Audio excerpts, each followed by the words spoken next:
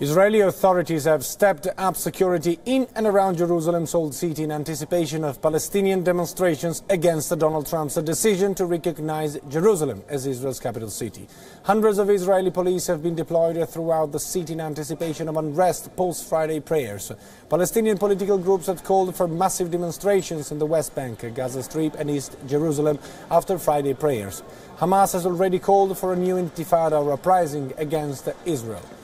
US President Donald Trump's seismic policy shift on Jerusalem also provoked outrage elsewhere in the Arab and Muslim world. In Bangladesh, Muslim protesters took to the streets, holding demonstrations against Trump's decision. Hundreds of Muslims in Indonesia and Malaysia protested outside the US embassies. Meanwhile, the United Nations Security Council will hold an emergency meeting later today. At least 8 of the 15 members of the Security Council, including Britain and France, had demanded a special meeting in the wake of Trump's Jerusalem announcement. Monsieur le Président,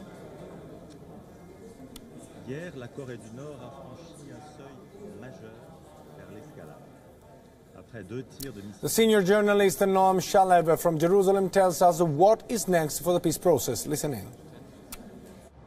While many Israelis joyed with the American decision to move the embassy to Jerusalem, Palestinians reacted differently. Moments after President Trump's speech last night, Hamas officials announced that Trump has opened the gates of hell and promised to deliver a third uprising, an intifada, 17 years after the beginning of the last intifada. Palestinian Authority officials tried to keep low-key. President Mahmoud Abbas of the Palestinian Authority traveled today for an urgent meeting in Amman with King Abdullah of Jordan. Meanwhile, everybody's waiting for what's going to happen tomorrow. Friday, early hours of the afternoon, tens of thousands of Muslim worshippers will come out of Al-Aqsa Mosque after the Friday prayer.